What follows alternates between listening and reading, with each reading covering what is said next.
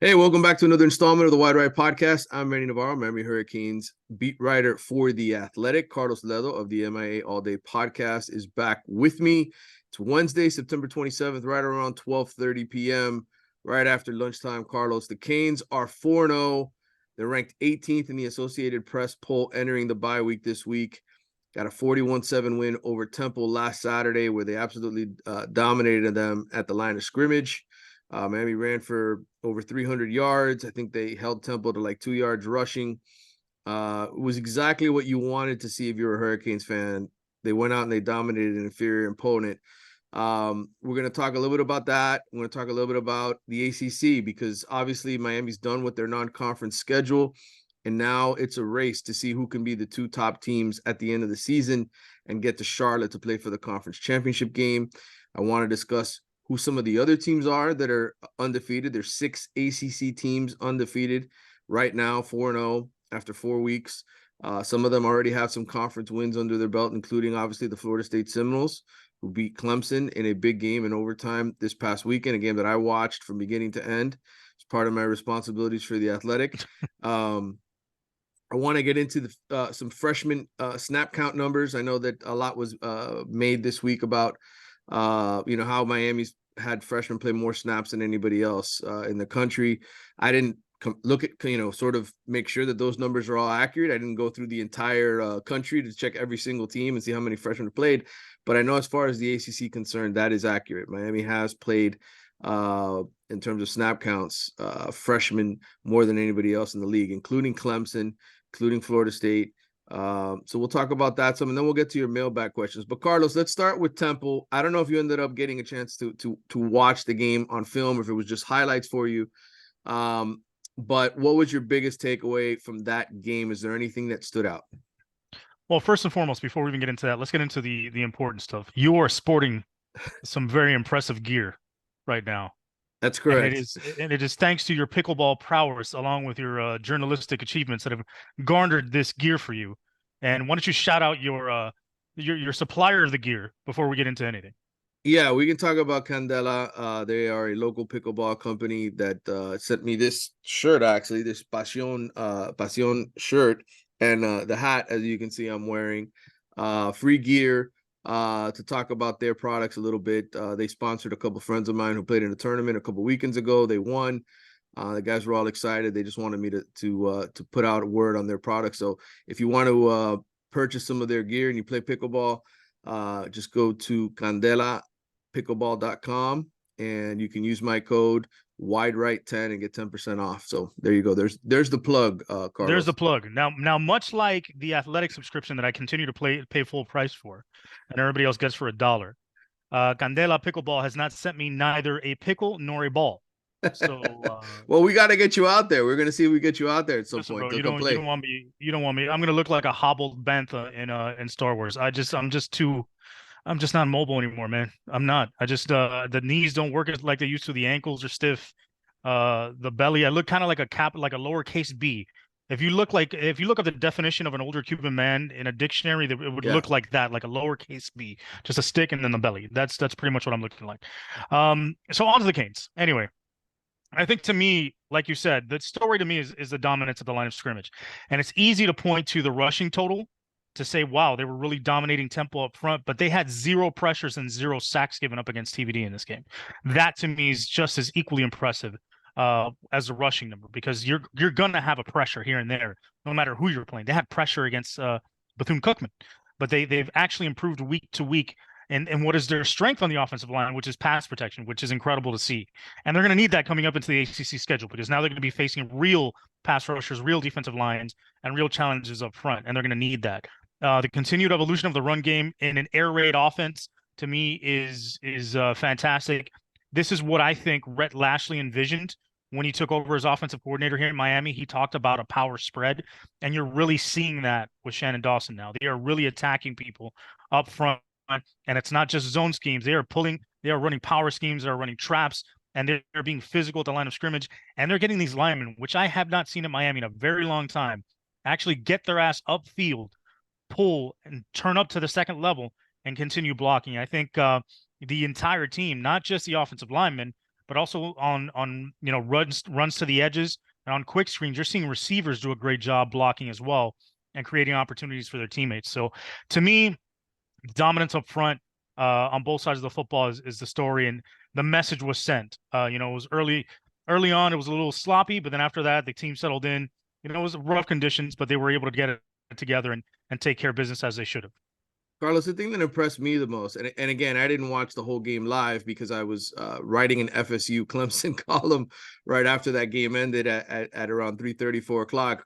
But the thing that was impressive to me is they were playing in these wet conditions, and defensively, I'm looking at the PFF numbers right now, 3 missed tackles. Yep.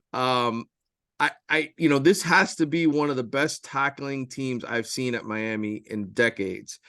They don't make a lot of mistakes. And look, I know Temple doesn't have a bunch of speed burners and guys that create issues, but outside of one passing breakdown with Takori Couch, where he gave up, a big play early in that game and Temple was able to move down the field, there's not a lot of blown coverages. There's not a lot of missed tackles.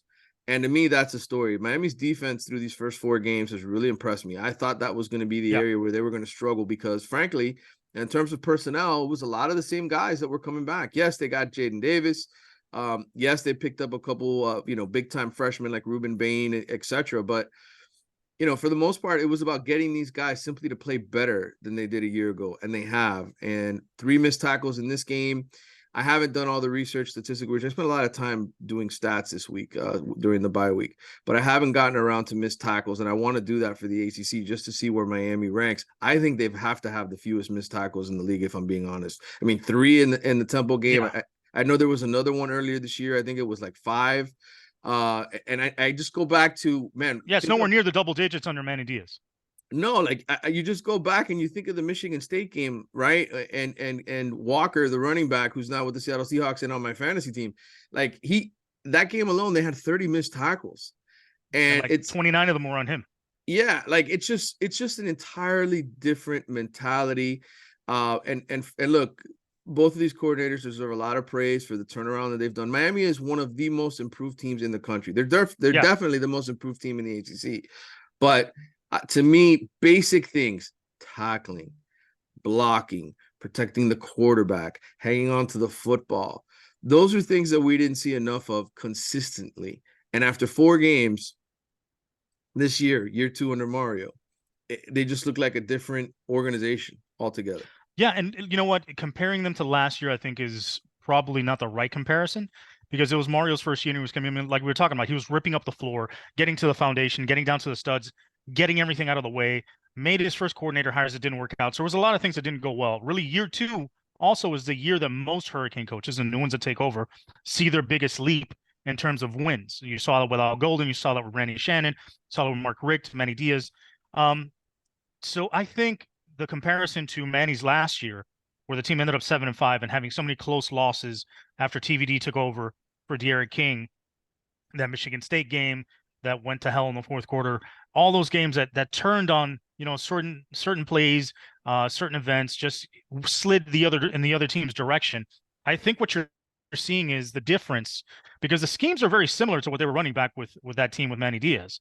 The difference on defense is they are disciplined, they are in the right gaps, they're not being fooled, and when they get to the football, they're making contact and bringing the runner down. They're not missing tackles, they're in the right spots. And on offense, they're able to run the football, and they're not making mistakes along the offensive line in terms of passing off rushes and pass protection. They're being physical at the line of scrimmage and moving people like they did under Rhett Lashley. So those 2 small changes on those sides of the ball, aside from what I think is a little bit of an influx in talent, not a huge amount, but it's gotten a little bit better than it was back then. Yeah. And will continue to do so as these kids develop, the younger guys, has made all the difference between a team that could have been 7-5, 6-6, like one of those Manny Diaz teams, to now we're looking at, 9-3 is realistic. Can they get to 10-2? Can they get to 11-1? And, is there a higher ceiling for this team as they continue to grow and develop? So far, it's trending that way. Now is the real test when they get into the ACC. Can they continue that development against better competition? You know what they are, Carlos? They're fundamentally sound. Yes. And that's what they weren't for a long time. Like you can just go back and say, man, how many teams, just basic things that they can't get right. And that's what they are now. I just looked up the total number of missed tackles for the season, 22 for the entire season. They had 30 in that Michigan State loss. Yeah, loss. that's incredible. Man. I mean, four games. That's an average of a little over 5 missed tackles a game, 5.5 missed tackles a game.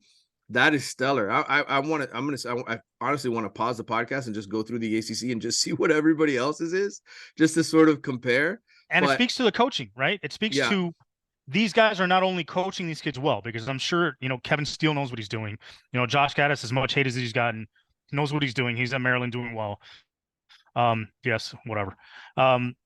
But the thing is, I think, like we were discussing last year during the pod, even before this season, I think a lot of these guys on the staff last year came in expecting these guys to listen to them and thinking you need to listen to me, and not trying to develop a relationship or create that, this is why we do these things, and not creating that trust in the system that this year's staff has. I think Guidry and Dawson have done a good job of not only implementing their system, but communicating it to the players and getting the players to buy in, because you don't get these kinds of results unless the players are bought in 100%. And believe in what they're doing. Absolutely. By the way, I looked up Florida State, 45 missed tackles for the Seminoles. And that's the same amount of games, 4 games, 45 missed tackles, 33 for Clemson. Both of those defenses are they've got good players on them. And some people would tell you they're more talented than Miami's defense. Yet, again, the fundamentals, just tackling. Miami is better than both of those teams in the conference. All right, let's get into the rest of the ACC, because really that's the interesting part here. Like I said earlier, 6 undefeated teams in this conference. We're gonna get some good ideas this week of who's legit and who's not. By the way, did you get the Google sheet I sent you with those numbers? Yes. Okay, I've got it up in front of me. You got it in front of you. So now on top of everything else, you're sending me homework with. I just can't believe it, but that's well, fine. It's my research. It's my I don't research. I don't get a pickle. I don't get a ball. I don't get a paycheck. I don't get a pastelito. I get homework. That's fine. Well, listen, the Canes are off. We've mentioned that, but there are some interesting games to watch. If you're like, well, what do I do this Saturday? Who do I tune in to watch? Well, I would tell you. First of all, let's say this, Manny. Yes. If you're a college football fan and you're asking yourself, what can I watch this Saturday?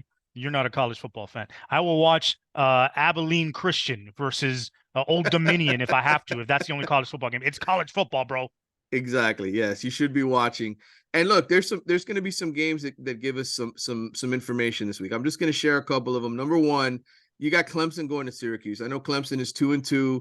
Syracuse is unbeaten. They're one of those 6 unbeaten teams. They're playing the Orange are very interesting because they've gotten to this point basically with Garrett Schrader, their quarterback, playing his ass off. Arande Gadsden, who of course played for the Dolphins, his son was a preseason, all ACC selection at tight end, one of the best tight ends in the country. He's out for the year with a season ending foot injury. And so they've, Syracuse, look, they haven't beaten a bunch of world beaters. But the Colgate 65-0. They beat Western Michigan by 41. They won on the road at Purdue by 15, and they just beat Army last weekend. So not exactly, the strength of schedule, 119th for the Orange. But look, this is a very important game for Clemson, because say what you will about the Tigers and this and that. They are 0-2 in the ACC, but they run the table. They finish 6-2 in the ACC and win the rest of their games. They could certainly be in the argument to make the ACC championship game, right? Miami's got some tough games left. You don't know which ones Miami's going to lose here. You got North Carolina, you got Florida State on the road, you got Clemson coming to town. So, tiebreakers, like we didn't have to worry about this stuff before, Carlos, right? Because Miami was in the Coastal, and it was just like, just win the Coastal, you get in there. Now it's like, no, being one of the top 2 teams, when you combine everybody together, that makes things a little bit harder. That makes these tiebreakers interesting. And so Syracuse, it's very Premier League now. I feel like I'm in Ted Lasso. Yes, it is very Premier League. And I'll say this, I think we're going to see a team like Syracuse probably get knocked off this week. They're probably going to lose to Clemson at home, even though they've always somehow, for whatever reason, always played Clemson tough. This is one of those games where okay, well, there goes one of the 6 unbeatens, right? Some other games to talk about. You got Louisville, who's unbeaten at 4-0, right? And they've got the easiest schedule of anybody in the ACC. They don't have to face Clemson or Florida State. They do have to come to Miami. But if you look at it, Louisville might not lose very many games this season in the ACC. they are playing at NC State, who is 3-1. NC State's offense hasn't looked great, but that is I think it's a Friday night kickoff, if I'm not mistaken. Carlos, that's a huge game, because if you're Miami and you're at the end of the year and you're like, man, we've got 2 ACC losses, you want to have the tiebreaker over Louisville. And Louisville, like I said, they may be a team that only loses one ACC game all year. They might only lose to Miami. They've got Duke at home. They're on the road at Pitt. They're on the road at NC State this week. But the rest of the schedule, I mean, Virginia Tech is terrible. Virginia is terrible. It's a situation where Louisville's already beaten Georgia Tech, who's got a pretty good offense. They've beaten Boston College. They're 2-0 in the conference. So this is an important game. And if I'm a Miami fan, I'm probably rooting for NC State this week. Yeah, absolutely, because you got both of them on the schedule, and you figure NC State's probably going to lose to Carolina. It'll give them a second ACC loss. Mm-hmm. So you've got the advantage there. You're going to try, if Miami beats them, obviously, they'll knock them all the way out of the ACC race. So you want some additional help to make sure that that Louisville doesn't sneak in there as a one-loss team into the ACC championship, even though you beat them head-to-head. So you want to make sure you get that done. To me, it's interesting how well Louisville is playing, especially on offense, with the Garden Snake, Jake Plummer's little son. The Garden Snake, I'm going to call him. So, Louisville's got a really good explosive offense. I think they're good, but I don't know they've been tested yet. Syracuse is the same thing. I mean, their strength of schedule, I think, is the worst at this point, to this point in the season, of the ACC teams that are undefeated. Second worst. Second worst. Okay, so they're right up there. Mm-hmm. So I think it's going to be an interesting test with them and Clemson this weekend. I think what people tend to overlook, yes, Clemson has 2 losses. It's made them human. It means they're a decent football team. They're not a great football team this season. That doesn't mean they can't go 10-2 or 9-3. I think the one thing that people are overlooking is they lost to 2 ranked teams that are playing very well right now in Florida State and Duke. They didn't lose to any crappy opponents, and their strength of schedule right now to this point is 37th in the country, which is impressive. Not a lot of teams have a high strength of schedule coming in, especially the top teams coming into this point in the season. Georgia Tech, as you stated, they've got a high-powered offense, but to me, their defense is terrible, especially in the run game, and I don't think that's gonna do them any favors moving forward in the schedule. Overall, in terms of the ACC race, it's Miami, it's FSU. If Syracuse pulls the upset against Clemson, Syracuse and Duke, I think those are the front runners to probably make the ACC championship game. I don't know that Louisville has enough. They're going to have to face Miami, and I think Miami beats Louisville, but we'll see. We'll see how it shakes out. But it's interesting to see that there's a lot of teams in play. And like I said, like a Premier League season, you never know how it's going to shake up. You're playing for 1 or 2 just to get in the title game. Yeah, North Carolina is the other one you didn't mention. They're undefeated for the first time, I think, since 1997, 1-0 in the conference because they went to Pittsburgh and basically kicked Pittsburgh's ass. They're ranked 15th in the country. They're the second highest ranked team in the conference in terms of the AP poll. I think ESPN has them 19th in the Power Index. Miami is 15th in the Power Index. Clemson 17th. FSU is 10th. Syracuse is 20th, Louisville 23rd, and Duke 28th. Duke, of course, has the interesting game with Notre Dame this week, who's coming off that loss to Ohio State at home. Notre Dame's 11th in the Power Index, but that's not an ACC game. So even if Duke gets their asses kicked in that game, like some people think will happen Saturday night, I think they can obviously bounce back. And look, Duke has a rough road. They got to play at Florida State. They got to play at Louisville. They got to play at North Carolina. They don't have the Hurricanes on the schedule, but I think of the 6 undefeated teams, you say who's got the toughest road? I think it's probably Duke. Carolina has to come here, they get to host Miami.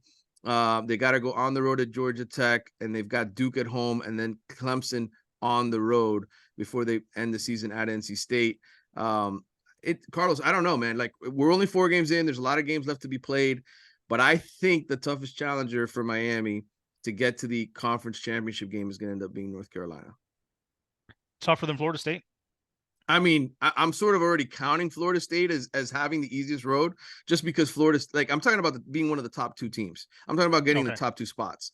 I think Florida State has Syracuse, Duke, and Miami at home, and their road games are at Wake Forest, at Pittsburgh, and at Florida. That Florida doesn't count. Like, it's that could potentially knock them out of the playoff. But in terms of the ACC race, I mean, they've got everybody that matters coming to their place. And Wake Forest looked pretty terrible in Yeah. losing to Georgia Tech this past weekend.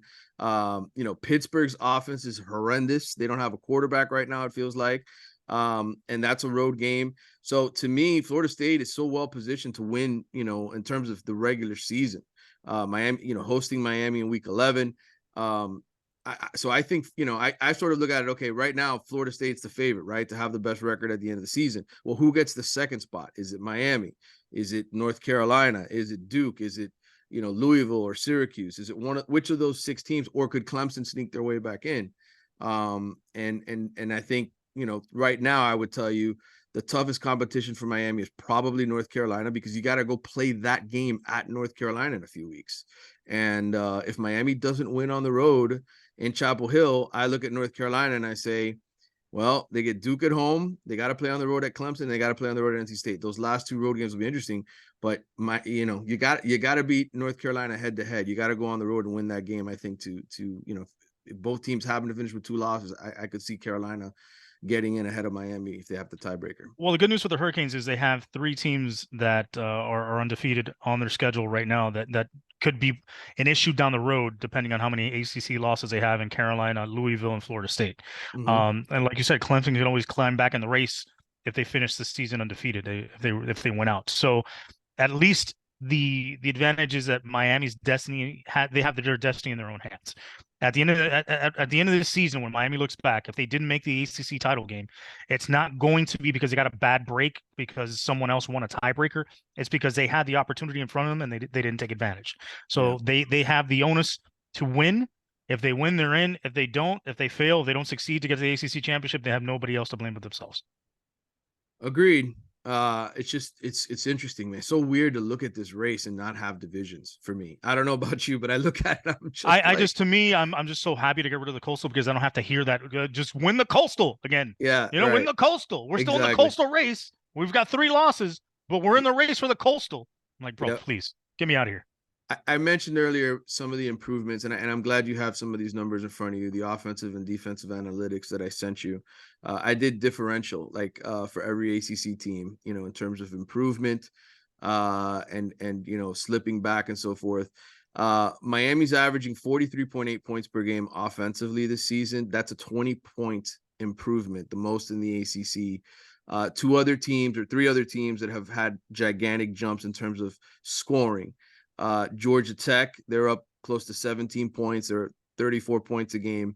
Of course, that's Miami's next ACC game next week. Louisville's up over 16 points a game. They're averaging 43 points a game. They're in the top 10 nationally. And then Syracuse is up to 44 points a game. It's a almost 17-point improvement. Those are the 3 most improved offenses in the ACC in terms of scoring. And then in terms of yardage, nobody comes close to Miami. Over 3 yards per play more nationally than they were a year ago. They averaged 5.34 yards a play, 89th in the country. Miami's 3rd right now in yards per play on offense. It's almost 3 full yards of an improvement. The next best improvement is Louisville in the conference, over 2 yards. Running the football. Hurricanes right now 3rd in yards per carry. I mean, they were 95th a year ago. Some of this that's stuff what the big improvement is. Yeah, I mean, it's ridiculous. And then you look at yards per attempt passing, a 3.5 yard per attempt improvement in terms of passing. Miami's averaging 10.4 yards an attempt now. That's 9th in the country. They were 83rd a year ago. The only team that's doing better is Louisville. They're 3rd nationally, and they've improved over 3.9 yards per attempt. So, and I mean, this is exactly what we're seeing in the numbers is exactly what we talked about since last season. If Miami was able to run the football, when they're able to run the football, the passing game becomes more explosive and more efficient. You saw it against Temple. TVD didn't have to throw the ball a lot to get 3 touchdown passes, right? He didn't have to throw the ball around a lot or 2 to whatever he got. He didn't have to throw the ball a lot to get over 200 yards passing. When that run game is efficient, you're going to get explosive plays because the defense has to react to that run game. You're also putting yourself in more manageable 3rd down situations and 3rd and 5 or less because you're moving the chains and you're grinding it out. And now the defenses have to be more balanced in their approach. They just can't pin their ears back and bring pressure at the quarterback Now they have to be worrying about the run game as well. So it creates more opportunities for the offense coordinator to be more creative and to do what he needs to do. Because if you have half of your offense taken out, you're pretty limited in terms of what you can do. And if teams know what you're going to do is throw the football, they're going to defend against that and throw the kitchen sink at you in terms of blitzes. And it's not going to be as easy to move the football. Now, once you're playing one-on-one on the outside and teams have to commit, bodies to the box, now you can throw those deep balls down the sideline. Now you can find matchup problems for the defense because you not only have the time to do it because these bodies are committing to the run game and have to respect it, but now the backside is on an island and you can take advantage of the mismatches. People sometimes say, well, who's Miami played, right? Like well, I looked at ESPN's defensive efficiency numbers. Okay. Miami of Ohio ranks 54th nationally. So that's a top 60 defense. Texas A&M is 38th. Temple, one of the worst in the country, 124th. So when people say, hey, who has Miami done this against? Well, they've done it against two top 60 defenses in Miami and Ohio and Texas A&M. They put up numbers against those guys. Florida State, by the way, yes, they just came off a win over Clemson. Clemson's got the 7th best defensive efficiency in the country, but Boston College ranks 130th. Southern Miss, who they beat and scored 61 points against, that they rank 113th, and LSU, who is normally excellent in defense and certainly one of the most talented teams in the country, LSU ranks 97th in defensive efficiency right now, according to ESPN's analytics. So, when people try to clown you and say, hey, these Miami numbers, they're phony, who have they played? They played 2 top 60 defenses, which is something Florida State can't say. They've only played 1. And they threw up a 300-yard rushing game against a Division I opponent, a Group of 5 team on the road in terrible conditions. So that's the number you expect them to throw up against, Bethune-Cookman. They did it against Temple. And that's an improvement week over week in terms of what they're doing on the offensive end. So, what you really want to see with this team is not necessarily huge, gaudy numbers. You want to see week-to-week improvement and consistency and continue to fix the little things to continue to grow as an offense. And that's what you want to do, is be better week to week. And I think you've seen that throughout the first 4 games, which to me has been impressive. On the other side of the football on defense, which again is the area I'm most impressed with Miami's improvement, they're giving up 14 fewer points per game, which is the biggest improvement in the ACC. Miami ranks 13th in scoring defense, 12.5 points per game. In terms of total defense and yards per play, they're giving up 1.29 yards fewer per play. They rank 28th, 4.63 yards per offensive play for the other team. That I believe is the second biggest improvement. Duke is the one that has the most improved defense in the league. They actually rank 5th in yards per play allowed, 4.11. So tremendous job by Mike Elko. When people talk about where Duke's improved, it's that side of the football. They ranked 62nd a year ago. And then on rushing defense, nobody has improved more than Miami. They rank 3rd right now in yards per carry allowed, 1.92 yards allowed per rush. That two-yard improvement. Miami was 63rd on run defense a year ago when it came to that. North Carolina has improved substantially as well, but they're 62nd in the league. In terms of pass defense, Miami, the worst in the league last year, allowing 8.3 yards per pass attempt. They've lowered that number by 1.7 yards. Not the biggest improvement in the league, but the second biggest improvement behind Duke. Again, Mike Elko's team, only 4.4 yards per attempt allowed through the air. That's 1st in the country. So when you look at this defense, Carlos, in terms of improvement, which of those numbers that I just went over impress you the most? Well, I think stopping the run to me is very impressive. And I think they've had an issue with that for a long time. They've done a great job improving that. And that, like, again, conversely, like we were talking about on the offensive end, when you're stopping the other team's running attack, that means you're putting them in 3rd and long situations. So it makes it easier on your pass defense because you can bring pressure. You can do different things to disrupt the quarterback and disrupt the passing game, which helps you on the back end. Last year, Miami had to play very vanilla in terms of coverages, in terms of blitz schemes. They didn't blitz very often. They played a lot of cover 3, cover 2, and they got carved apart in the secondary. And I think this year you're seeing there's a lot of mixing of they're bringing pressure, but they're also dropping defensive ends. They're mixing where they bring the pressures from. They're running not only man but zone blitzes. So there's a lot of different things that they're able to do as a result of them stopping the run, putting them in obvious passing situations, and taking advantage of that with their front. Yeah. It's been a tremendous improvement. By the way, when people say who's Miami done this against? Miami of Ohio ranks 48th in offensive efficiency. It's a top 50 offense. Texas A&M ranks 16th in offensive efficiency. Temple is 94th. So yes, maybe not a great team there. But again, those two wins, when people knock Miami of Ohio and Texas A&M, just say, hey, go look at where those teams are ranked in terms of efficiency, according to ESPN Analytics.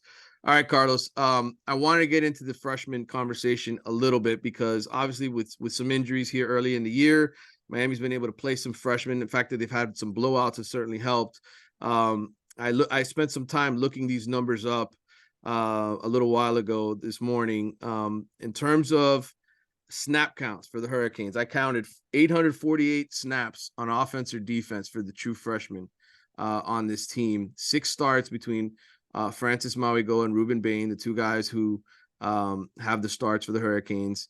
The 848 snaps are the most in the ACC.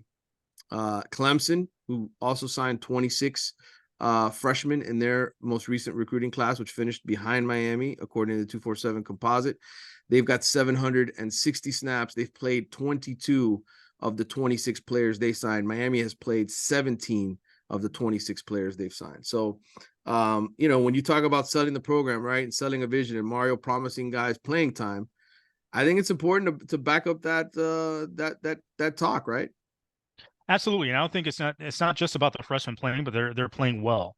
So they're rotational guys that are making impact, and you could see their impact on the field, especially with a guy like Ruben Bain, like Francis Mauigoa.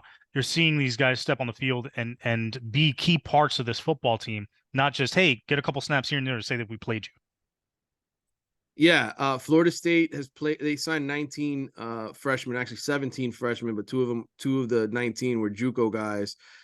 Florida State's played 16 of those 19 guys on offense or defense, but the reality is they don't have any starts, and the total of 326 snaps for those 19 players that they signed this past season does not come close to Miami's total. So Miami is playing more freshmen than both Florida State and Clemson. When you look individually at some of the Miami guys, obviously I mentioned Mauigoa and Bain. Riley Williams is up over 100 snaps at the tight Mark end Fletcher, position. Mark Yeah, Mark, Fletcher, and the thing about the 46 freshmen that snaps. are playing is they pop on tape. Also, you see them immediately Yep. when they're on there. Yeah, Damari Brown's another one. He's played 70 snaps. And what I like here is I looked up the special teams snaps, Carlos, because to me that was old school, right? Like when did Yeah. you see the great freshmen? I remember Sean Taylor and Antro Roll and those guys running down on special teams and getting a lot of work there.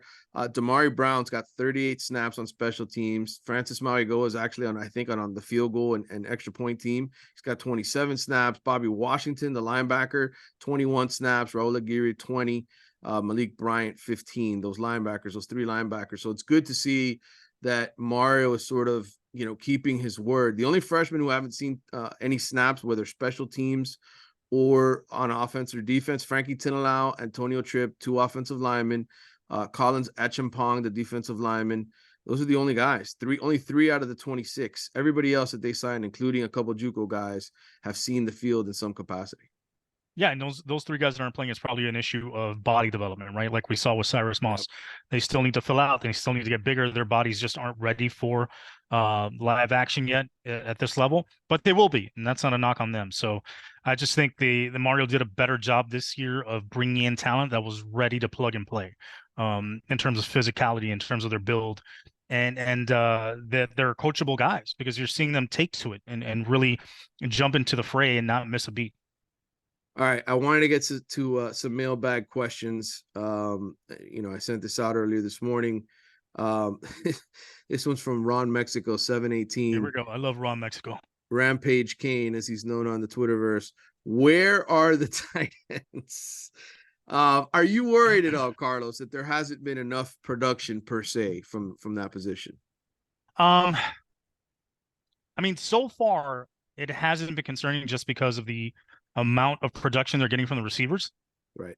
Specifically the first 3 receivers in Colby Young, Restrepo, and Jacoby George. But at some point, they're going to need a tight end to be more than just a battering ram.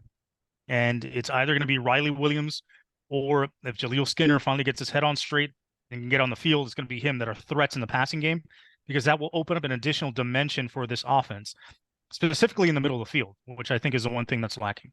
So if they want to take their offense to the next level, if they want to be in that 40-point range come the end of the season and be around 500 yards, having a tight end that's effective in the passing game, doesn't have to be a dominant tight end, just to be a threat and be effective. Somebody you can get 300 to 500 yards out of.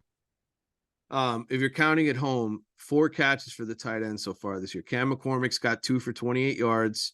Riley Williams 1 for 18, and Jaleel Skinner 1 for 9. And funny stat on McCormick, that is 1 yard for every year he's been in college. Oh man, do you think that kid's tired of that joke already, or what? Oh well, I'm sure he's tired all the time. He's old as hell. This is from Andrew V_17 on Twitter. Andrew, a loyal listener. Do you think there's a good chance we get Kitchens, Nigelique, Dean, and Arroyo back for the Georgia Tech game? Mesidor was spotted in a walking boot, so he's probably going to be out for at least a few more weeks. Look, Andrew, I can't tell you. I think it was smart for Mario to keep guys like Cam, Mesidor, Nigelique, Dean, all these guys that are he's slow playing them because you haven't gotten to the meat of the schedule. And if we're being honest, I think Miami could probably still beat Georgia Tech without those guys. It wouldn't be easy. Georgia Tech's got a good offense, and we'll talk more about them next week when we start to preview that game. But I don't think it's I don't think it's a make or break for any of those guys. And I would much rather they have all the time they need to completely heal than to be rushed back early. And I think that's one thing we've seen consistently from Mario, whether it's spring football, whether it's fall practice. He is not in a race to get people back from injury. And I think in years past, that's obviously happened here because Miami hasn't been very deep. Mario has no problem playing freshmen. He has no problem playing transfers, guys that are new to the system and trusting them. And he hasn't been burned by it yet as far as this season is concerned. Yep.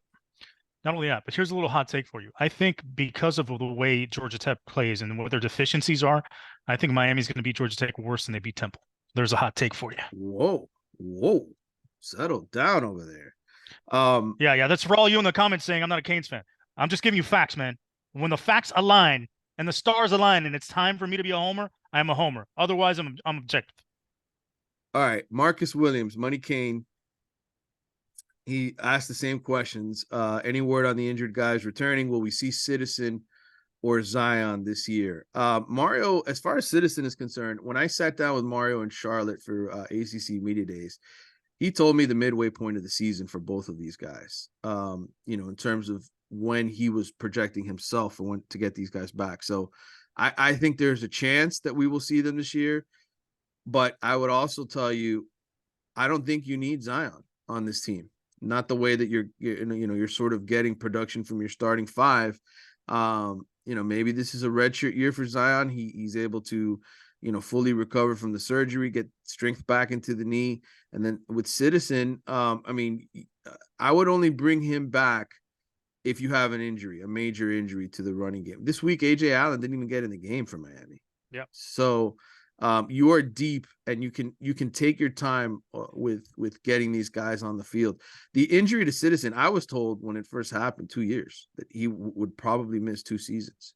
I know there's been speculation he's going to come back, blah, blah, blah, blah, blah. I think if you bring him back this year, maybe you bring him back and still redshirt him, right? Get the medical redshirt for last year and maybe only play him 4 games, not 4 years for Citizen. All right. This is from outside of FS. This is from Gem 0790. He says, outside of FSU, what game do you believe will be the most important for the program to win? I'm personally looking at North Carolina and Clemson. What do you say, Carlos? I think both of those games are very important.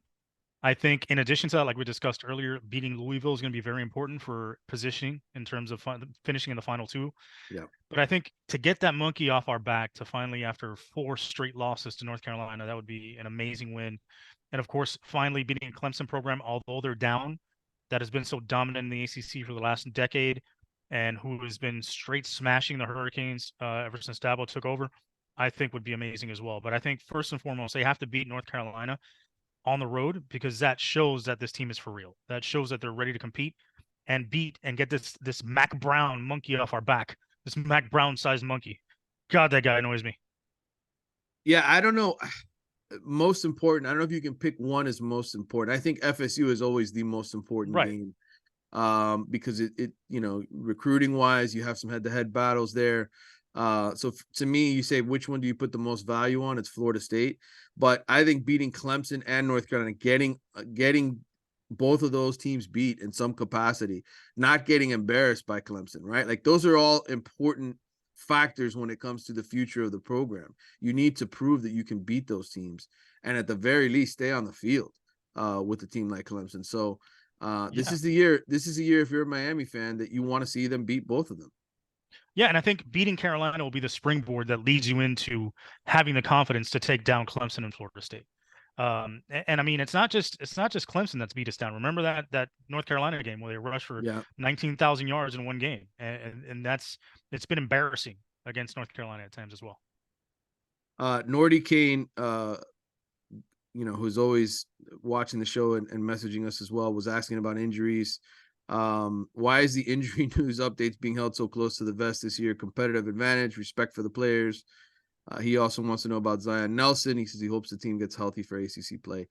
I think part of this is just the way it is in college football. They withhold this information as much as they can. They don't want the other teams to know whether or not somebody's coming back, so they've got to prepare for them either way. And it is what it is, man. They can sit there and hide behind the HIPAA laws and all that kind of stuff. But the reality is, when coaches want you to know somebody's out or injured, because it affects them and the way they can do their job, they'll let you know. When they don't want you to know, because it helps them, they're not going to let you know, and they're going to try to keep it as close to the vest as possible. So to me, it's all it's whatever edge they think they get out of that. It's like, listen, information not getting it's out. a need to know basis, right? If there's an advantage to you disclosing that information, then you do it. If there's not an advantage, then you don't disclose it. If there's an advantage in creating a mystery Yeah. around the information, that's even better because you let people's imagination run wild and you don't let them deal in the facts.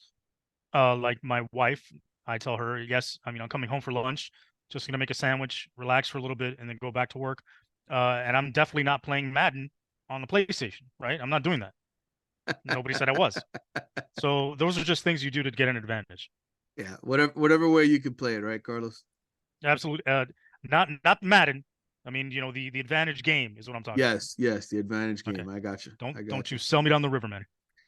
Carlos, that's it. That's it for the show. I don't have much more. We have a bye week this weekend for the Canes. I'm probably going to Legoland with my youngest I'm Olivia. so sorry to hear that. Yeah, my wife is trying to convince me not to take her. She says, it's kind of a quick turnaround. Go up there Saturday, come back Sunday. So we'll see. We'll see whether or not I end up making the trip. But I will be watching college football in some capacity, even if it's just score updates on my phone. I want to see what happens. I'm really interested in that NC State Louisville game because Yeah. Louisville to me is they've got the easiest path to get to the ACC championship game. I think Miami needs NC State there to win. Well, I'm interested in that. Of course, the Clemson Syracuse game. Let's see how that turns out. Yep. Carlos, thanks for coming on. That's going to wrap it up for the Wide Right podcast. Make sure you follow Carlos and his show at the MIA All Day Pod. I know Raul recently took over one of your episodes, did he not? Yeah. I just couldn't get to record, so apparently this guy hacked my stuff. I asked him, hey, if you would want to, why don't you come on the show and do it yourself? And he had already hacked my stuff and jumped on because the minute I mentioned I was too busy this week to do a pod, he took it upon himself to grab the mic and spit some hot bars. Okay. Well, make sure you check it out. Raul is always entertaining. Whether you hear Raul or Carlos, both of them are very entertaining. I enjoy. He's more entertaining than I am, but that's fine. We do have to get Raul together with us at some point for some beers. That I would enjoy that for sure. I don't think you would. All right. Carlos, thanks for coming on. That wraps it up for this week's Wide Right episode. We will be back next week. Peace.